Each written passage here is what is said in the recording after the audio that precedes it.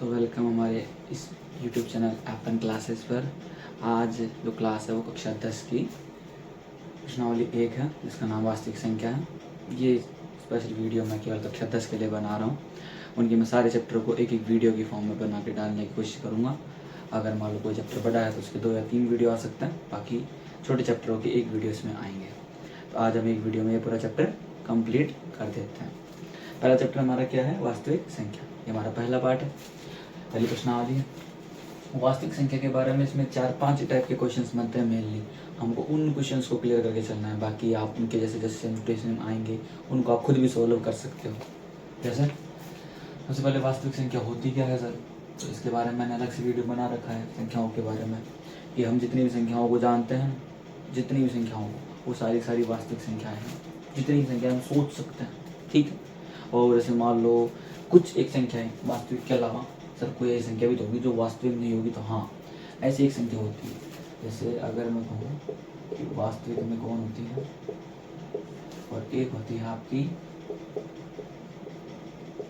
काल्पनिक।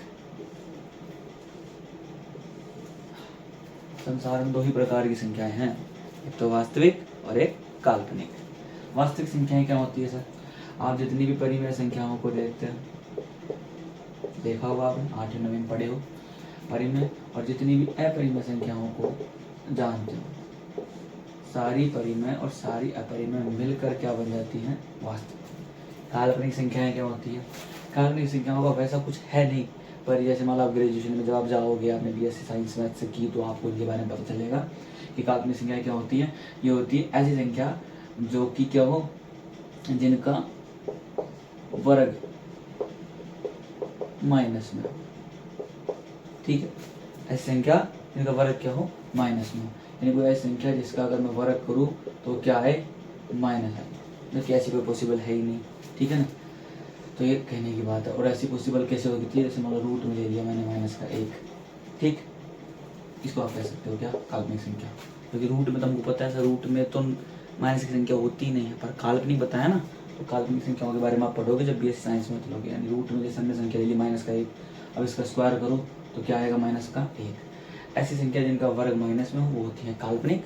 और वास्तविक में सारी परिमेय सारी अपरिमेय। सर परिमेय क्या होती है? तो परिमेय आपको पता होगा, जिन्हें P/Q के रूप में लिखा जा सकता है।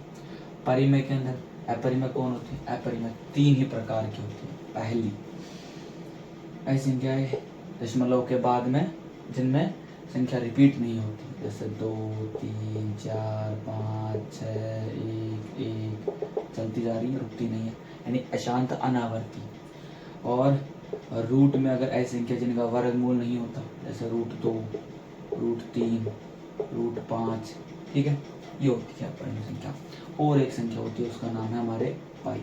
बस अपरिमेय संख्याओं में तीनों का ही नाम याद रखो आप। तो ओनली आपके जो इम्पोर्टेंट काम किए हैं वो ये वाले, यानी ऐसी संख्याएं जिनका वर्गमूल नहीं निकलता और वो रूट में हो, तो वो क्या होती हैं? आपकी अपरिमेय संख्याएं। परिमेय में कौन कौन आ गई? तो परिमेय में सारी संख्याएं आ गई, सब। कौन कौन सी सर? इसके अंदर पूर्णांक भी आ गई, इसके अंदर पूर्ण भी आ गई, और इसके अंदर प्राकृत भी आ गई। ये क्या तरीका है? परिमेय के अंदर पूर्ण, प्राकृत, पूर्णांक। हाँ, हमने शुरुआत में, जैसे मैंने संख्याओं की वीडियो बना दी उसमें समझाया है, शुरुआत में 1 से लेके अनंत तक की संख्याएं आई धनात्मक प्लस वाली, तो वो प्राकृत हुई।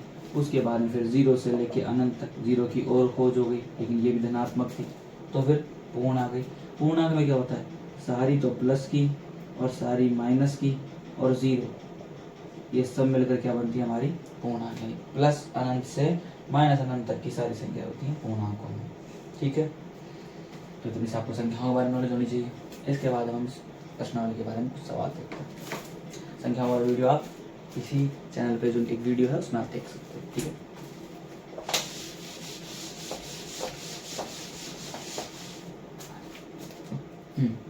अब एक चीज मैं आपको सिखाता हूँ जो मैंने वीडियो में नहीं बनाया। जैसे एक तो होती है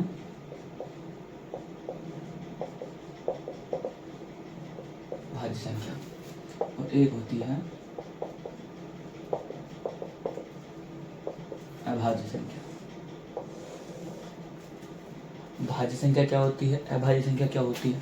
तो भाज्य संख्या के बारे में आपने बचपन में पता नहीं क्या पढ़ा हो, पर हमको हमारे टीचर से पढ़ाते थे कि ऐसी संख्या जिसमें खुद एक दो से ज़्यादा संख्याओं का भाग जाए वो भाज्य संख्या होती है, ऐसी संख्या जिसमें एक का या खुद का भाग जाए वो अभाज्य होती है। लगभग सभी ने ऐसा पढ़ा है, लेकिन इसकी डेफिनेशन ये नहीं होती, इसकी परिभाषा ये नहीं होती। होती क्या है सर? तो भाज्य संख्या क्या होती है वो समझ लो आज। ऐसी संख्या जिनका जिनके गुणनखंड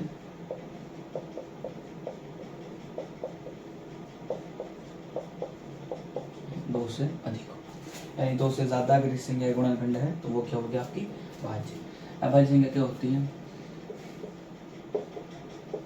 जिनके केवल दो भिन्न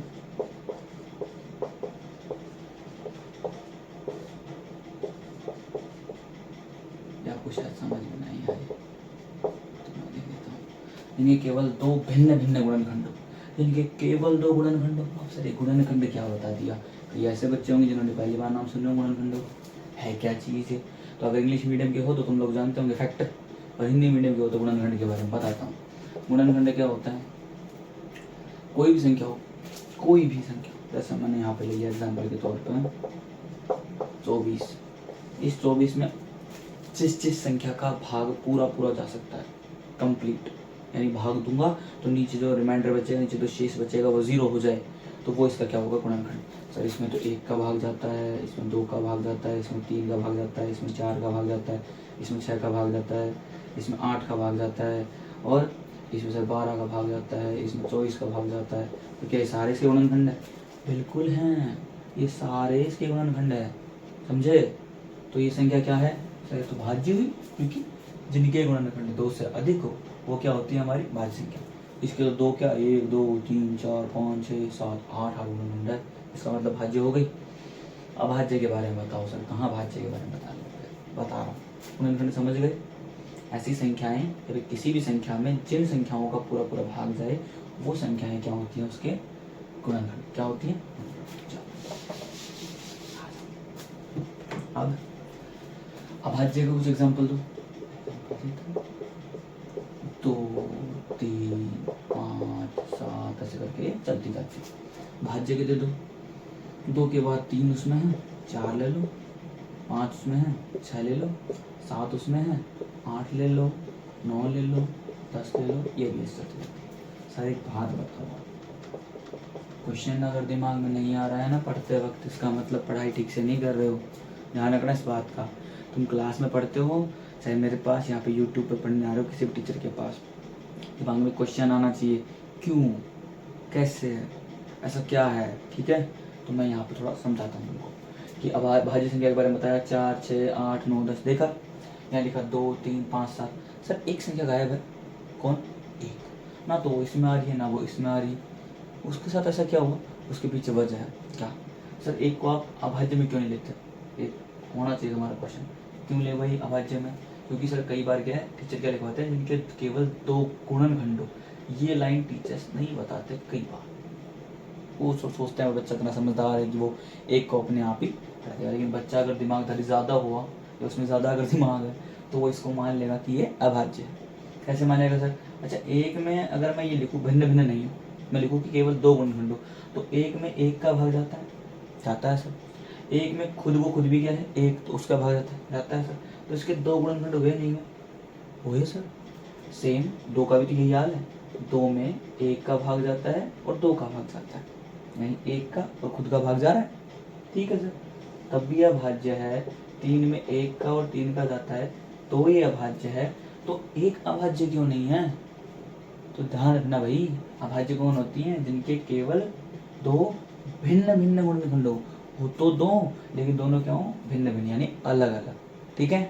तो यहाँ पर 2 के 2 हैं लेकिन दोनों अलग, एक तो 1 है एक तो है। 3 का 1 तो 1 है, 1 3 है। 5 का 1 तो 1 होगा, 1 5 होगा, समझे? 1 में दोनों सेम हैं, इसलिए इसको ना तो भाज्य गिना जाएगा, भाज्य तो गिन ही नहीं सकते, भाज्य के लिए तो 2 से अधिक होने चाहिए, इसके तो 2 ही होता है, वो तो पॉसिबल ही नहीं। लेकिन इसमें क्यों नहीं है? क्योंकि इसके दोनों सेम आ गए सर, अलग अलग होते तो हम इसको अभाज्य में गिन लेते, समझे?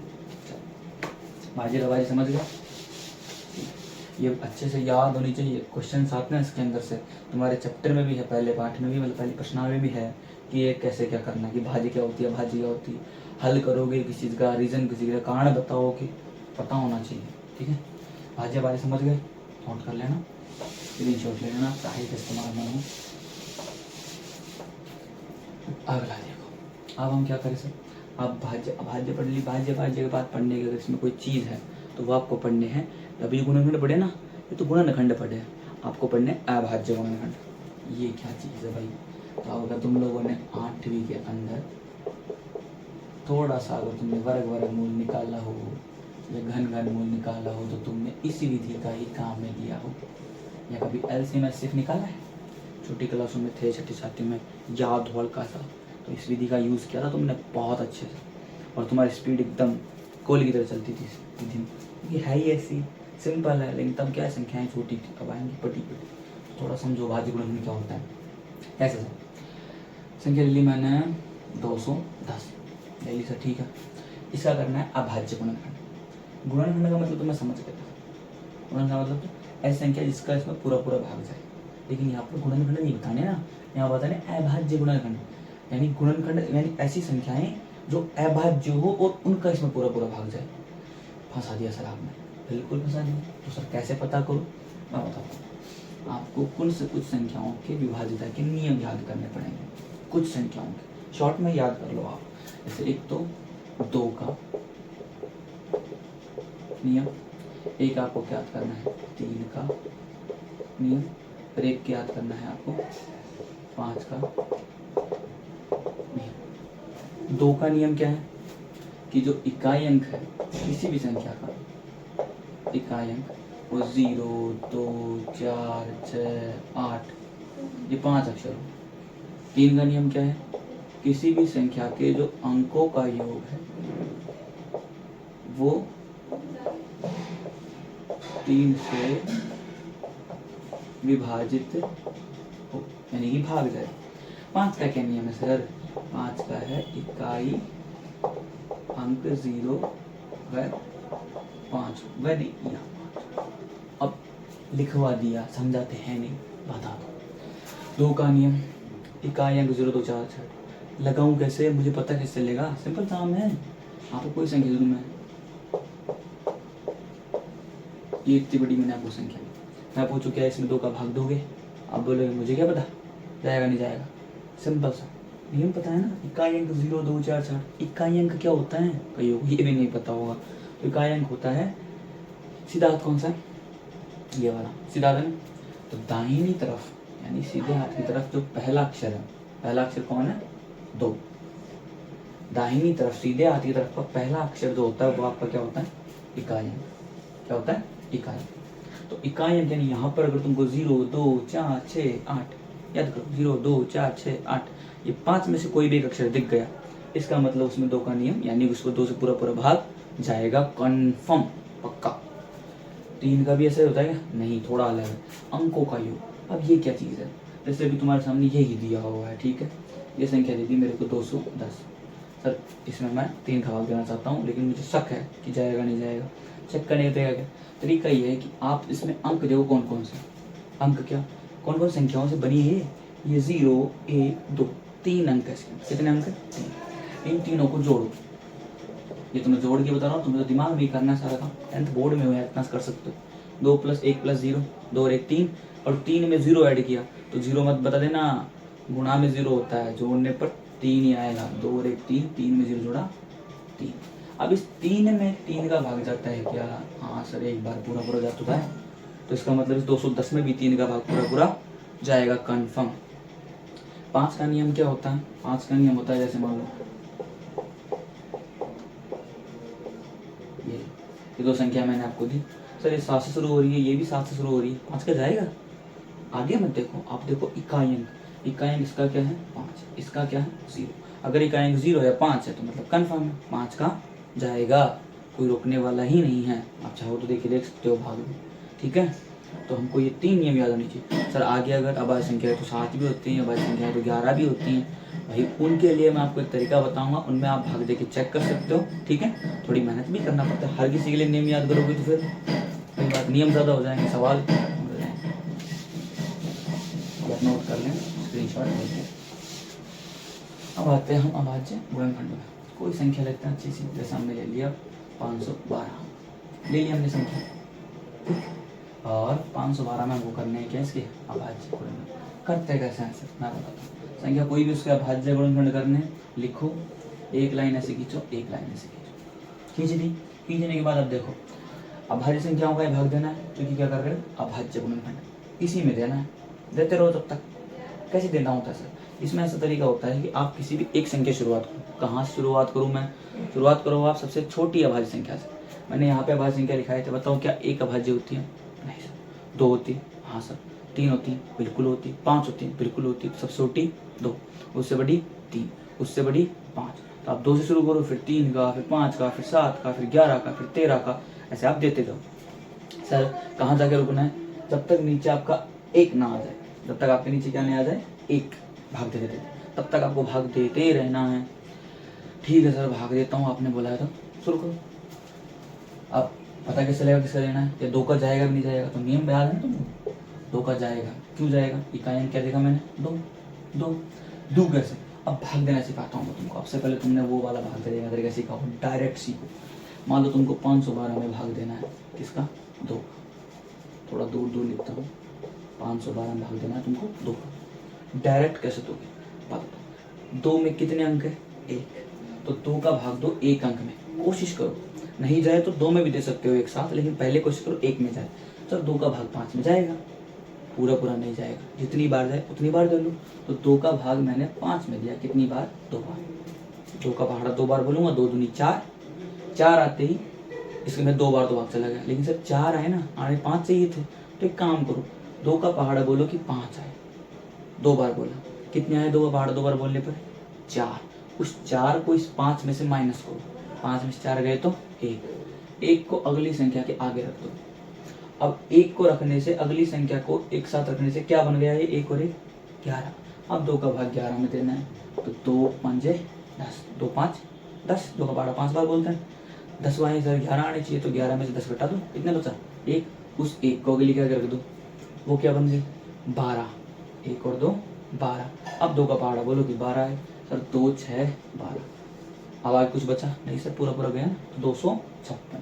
आपने 512 में भाग दे लिया, आपके आंसर आ गए 256। ऐसे ही सर 256 फिर 2 का जा रहा है, लेकिन क्या देते रहना बिल्कुल, जब तक किसी अभाज्य संख्या का भाग दो, जब तक उसमें दे सकते हैं। 2 का फिर भाग दिया, 2 एकम 2, ठीक है, पूरा गया सर, 2 में तो पूरा गया। अब 2 का भाग 5 में दो, 2 दूनी 4, बचे कितना? 1, क्योंकि 5 में 4 घटाने, 1 को 6 क्या करते ही 16, 2 का भाग 16 में दिया, 2 8 16, फिर 8 आ गए, 2 का फिर जाएगा 2 का भाग 1 में नहीं जा रहा सर, एक साथ दोनों में दे लो शुरू में। लेकिन अगर शुरुआत में ऐसा होता है तो बीच में ऐसा हो जाता है कि भाग नहीं जा रहा, तो आपको भाग टूट की 0 भी लगानी होती है, ध्यान रखना। 2 का भाग 1 में नहीं जा रहा, एक साथ 12 में दे लिया, 2 6 की 12 और 2 चौक 8, फिर 4 आ गई, 2 का जाएगा, 2 3 6, 2 दूनी 4, फिर 2 का जाएगा क्योंकि लास्ट में 2 है। 2 का पहाड़ा बोलो 3, 2 एकम 2, 3 में से 2 गए 1 को अगली में रखा, 2 6 की 12, 2 का दिया 8, 2 का दिया 4, फिर 2 का दिया 2, फिर 2 का देंगे 2 में 1 आ गया क्या? हाँ। अब आपके एक सवाल बनता है कि संख्याओं को अभाज्य गुणनखंड के गुणनफल के रूप में लिखो। तो आपने 512 गुणनखंड कर लिए क्या? और तो लिए भाग देके। अब गुणनफल के रूप में कैसे लिखूं मैं बता दूं। 512 लिख दो 12, इसके सामने की सारी संख्याओं को गुणा में लिख दो जो साइड की है। 1 2 3 4 5 6 7 8 9, 2 कितनी बार है? 9 बार। 3 4 5 6 7 8 9, 1 2 3 4 5 6 7 8 9, सही तो ना?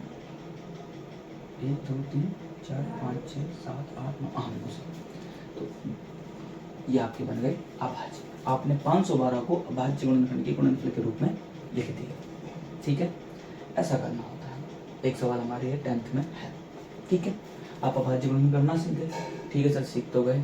अब अभाज्य गुणनखंड से ही आप क्या पता कर सकते हो, एलसीएम और एचसीएफ। एलसीएम और एचसीएफ क्या होता है उसका मैंने एक वीडियो बना के इसमें रखा हुआ है, लेकिन उसमें ट्रिक्स बताई है आपको डिटेल में। एलसीएम और एचसीएफ अभी एक अलग से सोच रहा हूँ कि वीडियो बनाऊँ बढ़िया तरीके से, उसमें मैं मतलब पुराना जो बेसिक तरीका है वो भी और नया भी। अभी अपन अभाज्य गुणनखंड बनाना यही सीख लेते हैं साथ ही साथ, बाकी अगर नीड होगी तो मैं एक वीडियो और बना दूँगा, ठीक है।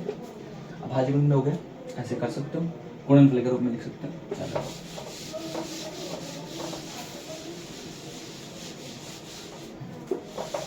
ठीक है, अभाज्य गुणनखंड। अब इस विधि से आप एलसीएम एचसीएफ कैसे निकालोगे, सर अभाज्य गुणनखंड विधि से एलसीएम एचसीएफ। एलसीएम क्या होता है तो हिंदी वालों तुमने सुना होगा लेस, और एचसीएफ क्या होता है तो तुमने सुना होगा मैस। पूरा नाम जानने को जब बताता हूँ, चलो। लघुत्तम समापवर्त्य और महत्तम समापवर्तक, ठीक है। एलसीएम एचसीएफ कैसे निकालो सर, एकदम ईजी है। कोई भी दो संख्याएं ले लो, कोई भी, जैसे मैंने अभी ले ली, अपन लेते हैं 24 72, ले ली 24 और 72। इनका हमको क्या निकालना है सर, एलसीएम भी निकालना है और इनका हमको क्या निकालना है, एचसीएफ भी निकालना है। कैसे निकालो सर, पहले बोल दिया अगले ने, अभाज्य गुणनखंड विधि से। तो कैसे निकलता है एलसीएम और कैसे निकलता है एचसीएफ। तो एलसीएम निकालने का तरीका बताता हूँ। जब भी एलसीएम निकालना हो ना, जितनी संख्याएं हो उनको एक साथ गुणनखंड करना होता है। एक साथ कैसे सर, यानी कि जो अपन ने वहाँ पर 512 के साथ किया वो अब 24 और 72 को एक साथ करना है, बीच में क्या लगा दो, कोमा। अच्छा सर एचसीएफ में क्या करना होता है, एचसीएफ दोनों को अलग अलग, यानी कि 72 अलग और 24 अलग। अच्छा एचसीएफ में अलग अलग टुकड़े, जी बिल्कुल, तब जाके यहाँ एचसीएफ आएगा। एलसीएम में एक साथ, तब जाके यहाँ एलसीएम आएगा। आप समझा भी दो, आओ। 24 और 72 सेम काम, भाग देने का। सबसे पहले किसका दोगे सर, दोनों संख्याओं को देख लेता हूँ। इसके इकाई अंक 2, इसका इकाई अंक 4, दोनों में 2 का भाग चला जाएगा 2, तो फिर 2 का भाग 24 में देता हूँ। अगर पहाड़ा भी नहीं याद तो आपको जो तरीका बताया ना भाग देने, उससे कर लो। 2 का भाग 2 में 2, 2 एक कम 2, 24 में 2, 2 दूनी 4 में 2, 2 दूनी 4, कोमा। अब 72 में तो 2 का भाग 7 में दिया, 2 तिया 6, 7 में 6 गए 1, उस 1 को अगली करा कर दो 12। अब 2 का भाग 12 में तो 2 छक्की 12, फिर 2 का भाग दे लो 12 में 2 छक्की 12, 2 का तो पहाड़ा आता है होगा। 2 का भाग 36 में देना है तो 2 का भाग 3 में दे दो, 2 एक कम 2, बचा 1 16, 2 छक्की 2 8 16, 18 आ गए। ये मैं क्यों कर रहा हूँ सर, आप बार बार पहाड़े में कितने साथ हैं, मैं इसलिए कर रहा हूँ क्योंकि आपके जो क्वेश्चन आएंगे उसमें बड़ी बड़ी संख्याएं आएंगी, और उसमें आप तब अगर ये तरीका भूल गए तो भूल ही गए। इसलिए कोशिश करो इन छोटी छोटी संख्याओं में उस तरीकों को यूज़ करने की, ताकि वो तरीका आपको याद रहे, ठीक है। अब ये संख्या नॉर्मल करने में आराम से भाग दे लो।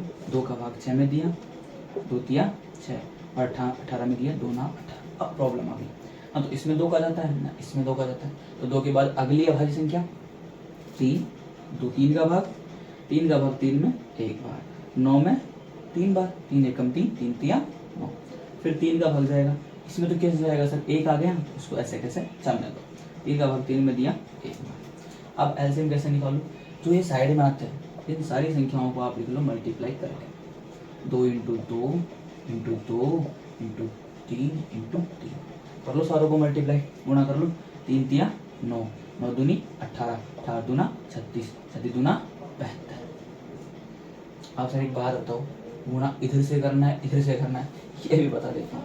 कभी भी अगर मान लो आपको ऐसे गुणा करने को बहुत सारी संख्या मिले, कोशिश करो स्पेशली लेस और मैस यानी एलसीएम और एचसीएफ में कोशिश करना हमेशा छोटी संख्या की तरफ से आप गुणा करना शुरू करो। यानी मैं यहाँ से गुणा करना स्टार्ट करूँगा, वहाँ से मैंने कर दिया क्योंकि संख्या छोटी थी, लेकिन मुझे गुणा यहाँ से करना चाहिए। क्यों सर, इजी रहता है। कैसे इजी रहता है, देखो आप उधर से करो, 3 के पहाड़ा 3 बार, 3 तिया 9, 9 दूनी 18, 18 का 2 बार 18 36, अब 36 का पहाड़ा किसी को नहीं आया तो फंस गया बेचारा।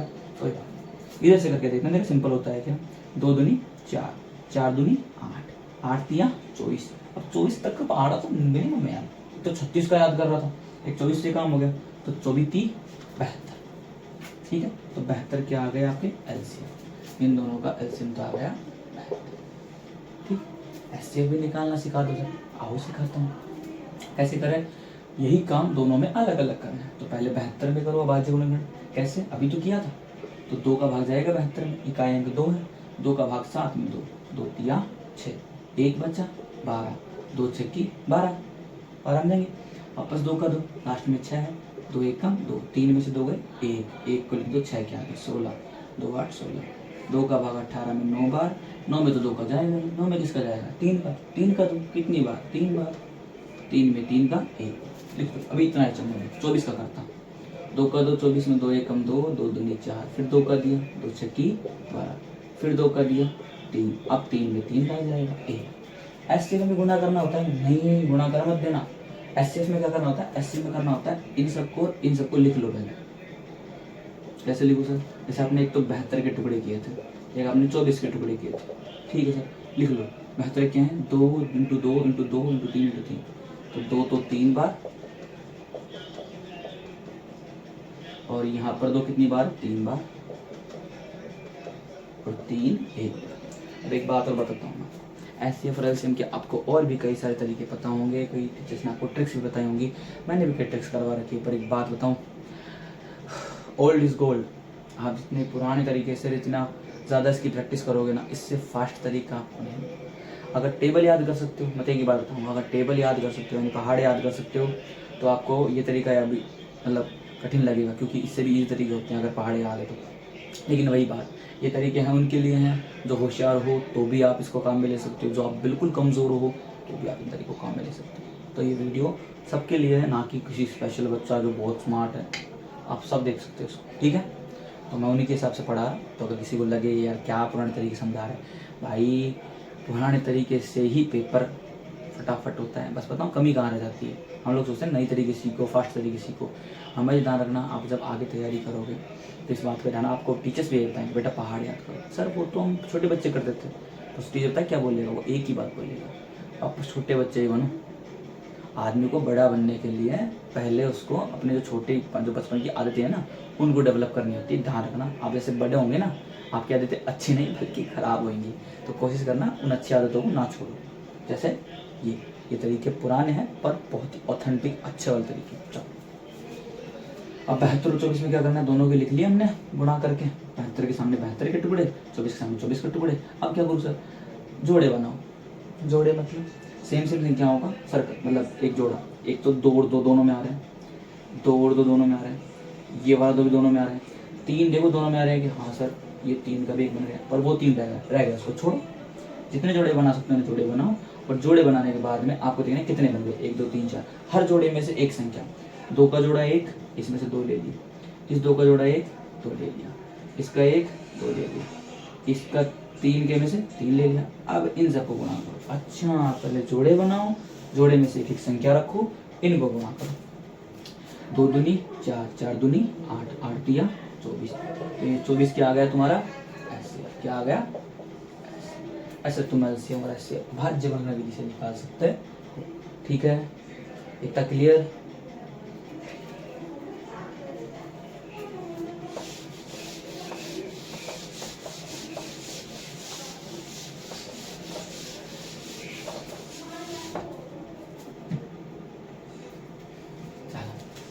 तो एलसीएम एचसीएफ हमारा हो गया, एक हमारी इक्वेशन आता है, एक हमारा भाज्य गुणनखंड वाला आता है। अब एक हमको छोटा सा रूल याद करना है एलसीएम और एचसीएफ और संख्याओं के बारे में। तो क्या रूल है, रूल ये है कि कोई भी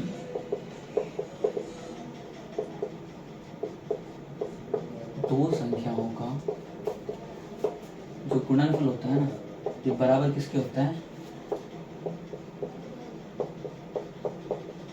और तुम इसको एलसीएम इंटू एचसीएफ लिख लो या एचसीएफ इंटू एलसीएम, लेकिन किसी भी दो संख्याओं का जो गुणा होता है, जैसे कि मैं कहूँ कि ये 24 और 72 अभी हमने निकाले, अभी हमने किया, इन दो संख्याओं का गुणा किसके बराबर होगा, दोनों के एलसीएम और एचसीएफ के। अगर तुमको थोड़ा सा वीडियो पीछे करके देखना, 24 और 72 का एलसीएम आया था 72 और एचसीएफ आया था 24, थोड़ा सा पीछे करके देखना, तो दोनों संख्याओं का गुणा दोनों के एलसीएम और एचसीएफ के गुणा के क्या आएगा, बराबर आएगा सर। 24 72 72 24 अब पक्का आएगा, समझे?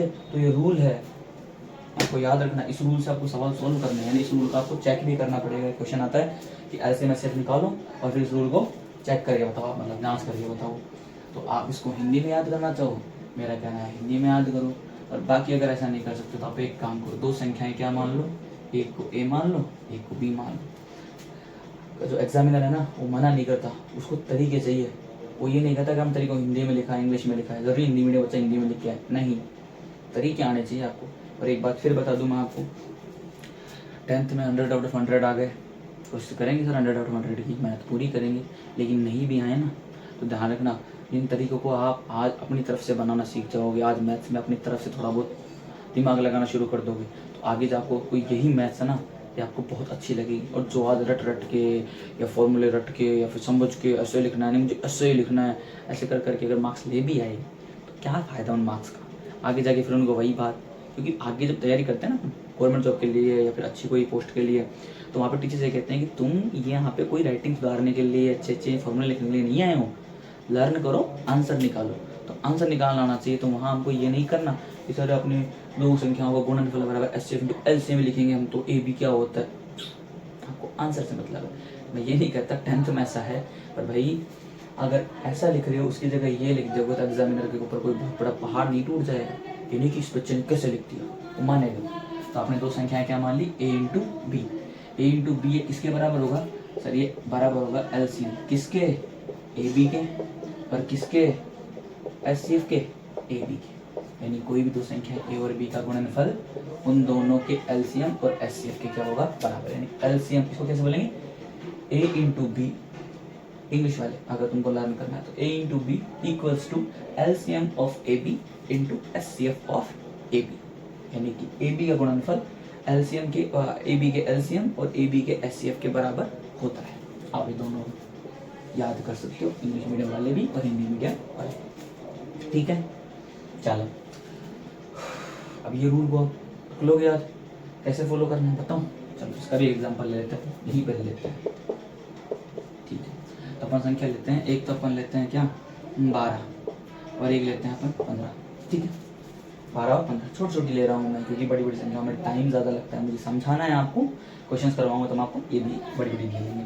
12 15 इनका पहले एलसीएम निकाल लो, निकालिए सर। 12 15 का एलसीएम एक साथ होगा, एचसीएफ के लिए दोनों को अलग अलग रखनी पड़ेगी। कीजिए सर, आपने जैसा बोला, अरे थोड़ा छोटा ही होगा इनका। तो 12 और 15 सर लास्ट में 15 है, 2 का नहीं जाएगा, लेकिन 12 में 2 का जाएगा, 2 एक में भी जाता है तो देना है, 2 का भाग 12 में 6 बार, 15 में नहीं जाता, ऐसे कैसे। फिर 2 का जा रहा है 6 में, 2 15 में नहीं जाता, ऐसे कैसे। अब दोनों में 2 का नहीं जाता तो 3 का ट्राई करो, 3 का इसमें जाएगा, इसमें जाएगा, बिल्कुल जाएगा, 3 एक 3, 3 5 15, छोटी छोटी संख्याएं हैं। अब लेकिन सर ना तो इसमें 3 का जाए ना इसमें 3 का जाए, तो 3 के बाद अगली अभाज्य 5, ट्राई करो, 5 का भाग 1 में जाए नहीं और 5 में एक बार आ गया। एलसीएम निकाल लो, क्या होगा 2 इंटू 2 इंटू 3 इंटू 5। तो कैसे गुणा करोगे, मैंने बोला छोटी साइड से, 2 दूनी 4, 4 3 12, 12 पंजो 60। ये क्या है तुम्हारा एलसीएम। एचसीएफ निकाल लो, 12 के टुकड़े, 2 का दिया 6 बार, 2 का दिया 3 बार, 3 का दिया 1 बार, 15 में से 2 का जाता ही नहीं है, 3 का जाएगा। कैसे पता करूँ सर, लास्ट में 5 आपने तो 5 का रूल बताया था, 3 का भी तो रूल चेक करना है पहले। ये थोड़ी है कि हम एक सीढ़ी चढ़ेंगे 2 जंप करके 3 सीढ़ी चढ़ेंगे, ऐसा नहीं होता। 2 का ट्राई करो, नहीं लग रहा, 3 का ट्राई करो रूल। सर 3 का रूल था 5 और 1 अंकों का योग, यानी 5 और 1 6, 6 में 3 का जाता है कन्फर्म, इसमें 3 का जाएगा कितनी बार, 5 बार, 3 बार 15, 5 का जाएगा 5 में कितनी बार, 1 बार। एचसीएफ में क्या होता है सर, 12 लिख लूँ मैं, 15 लिख लूँ मैं, 12 के सामने 12 के टुकड़े, 15 के सामने 15 के टुकड़े, ठीक है। अब जोड़ा बनाओ सर, 3 दोनों में, हाँ 3 तो मिल रहा है, और उसके अलावा कुछ नहीं, तो एचसीएफ भी क्या आ गया अपना 3, छोड़ो। अब एलसीएम और एचसीएफ निकाल लिए दोनों का। इस रूल को चेक करो सर, करता हूँ यहाँ चेक कर दूँ साइड में, ठीक। रूल था कि ए इंटू बी ये बराबर होता है एलसीएम इंटू एचसीएफ के। ए क्या है सर, यानी पहली संख्या 12, बी क्या है सर दूसरी संख्या यानी कि 15, बराबर एलसीएम क्या है दोनों का यानी कि 60, और एचसीएफ क्या है सर 3। करो गुणा सर, करता हूँ। यहाँ पे पहाड़े आते हैं ना 15 के, 15 का पहाड़ा सीधा 2 बार, 15 दूना 30, 3 15 के 15 और 3 18, 180। उधर करो सर, 3 को 0 से मल्टीप्लाई गुणा किया 0, 3 को 6 से किया 3 6 के 18, 180। क्या दोनों इक्वल आ रहे हैं, बराबर आ रहे हैं? बिल्कुल आ रहे हैं सर। इसका मतलब रूल फॉलो करता है। ऐसे आपको भाज्य गुणक विधि से पहले एलसीएम एचसीएफ निकालने होंगे, फिर ऐसे आपको जांच करनी होगी। ठीक है, नियम याद कर लोगे, जांच कर लोगे, अच्छी बात है। नोट कर लो, स्क्रीनशॉट कर।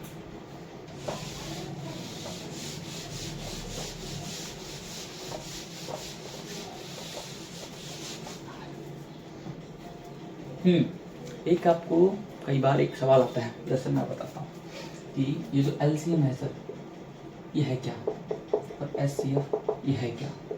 तो एक छोटा तरीका बताऊँ तुम्हें। ऐसे तुम्हारे जो सवाल आएंगे इसमें एक क्वेश्चन है 10वीं की पहली प्रश्नावली की 1.1 में ही क्वेश्चन है, और वो क्वेश्चन आपके 5वीं क्लास की जो मैथ पढ़ी थी ना नैन्सी बेसेफ के बारे में, उससे हल होगा। लेकिन वही बात है सर, इतनी पुरानी, बिल्कुल ये आरबीएससी है, कुछ भी दे सकती है। तो एलसीएम क्या होता है सर? एलसीएम होता है सबसे छोटा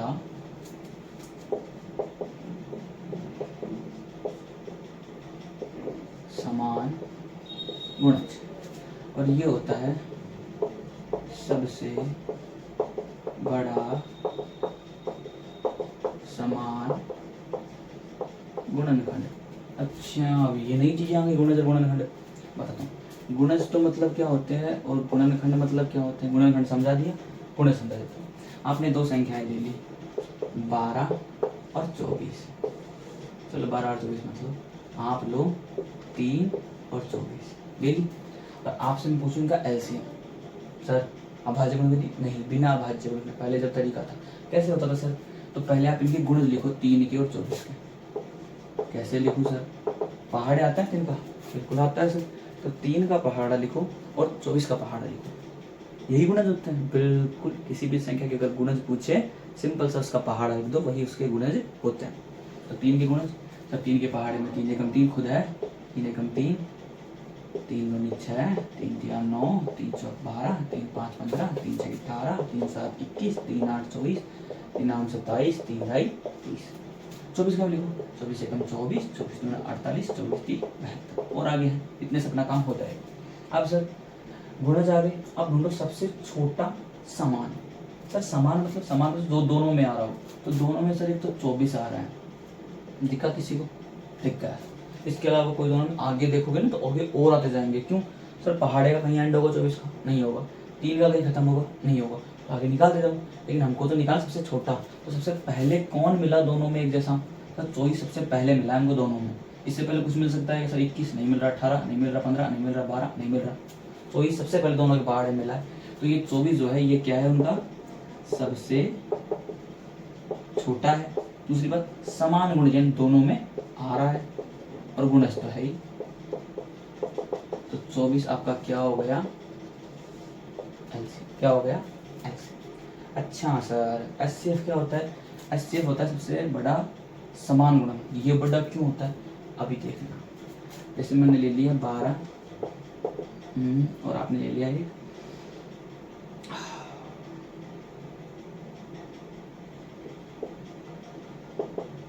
12 और ले लिएगा आपने 36। ठीक है, तो 12 के गुणनखंड लिख लो पहले। क्या लिख लो? 12 के गुणनखंड लिख लो। सर गुणनखंड बताया ना जिसका भाग जाए, तो 12 में 1 का जाता है, 2 का जाता है, 3 का जाता है, 4 का जाता है, 6 का जाता है और 12 का जाता है। ठीक है, 36 में 1 का जाएगा, 2 का जाएगा, 3 का जाएगा, 4 का जाएगा, 6 का जाएगा, 9 का जाएगा, 12 का जाएगा, 36 का जाएगा। ठीक है, अब सर दोनों गुणनखंड लिख लिए मैंने। गुणनखंड लिखने के बाद सबसे बड़ा, सर दोनों में देखो 1 मिल रहा है, 2 मिल रहा है, 3 मिल रहा है, 4 मिल रहा है, 6 मिल रहा है, 12 मिल रहा है, सारे हैं।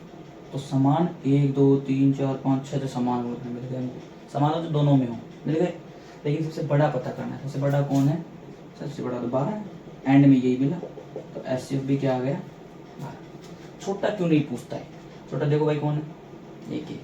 तो ध्यान रखना, जब गुणनखंड निकालोगे सर हर संख्या में 1 का भाग जाएगा, 1 का भाग सब में जाता है। सब में जाएगा तो मतलब 1 तो सब में ही कॉमन आएगा। गुणनखंड अगर निकालेंगे तो बात तो सही है यार, सब में आएगा। तो इसका मतलब ये एक तो सबसे छोटा कन्फर्म है, तो इसको क्यों पूछेगा कोई भाई। अगर मुझसे कोई पूछे कि 0 × 5, मैं जानता हूँ कि 0 किसी नंबर से गुणा करता हूँ तो 0 आता है, तो मुझे कोई ऐसे पूछेगा क्वेश्चन में, हाँ भाई 0 × 50 करो, तो मुझे 0 × 5 पता है 0 आता है, तो 50 करने पर भी क्या आएगा 0, कन्फर्म है। तो सिर्फ मैं इसलिए नहीं पूछता छोटा, इसलिए इसमें आपको SCF बड़ा याद करना होता है, उसमें आपको छोटा याद करना, लेकिन क्या गुणज, क्या गुणनखंड।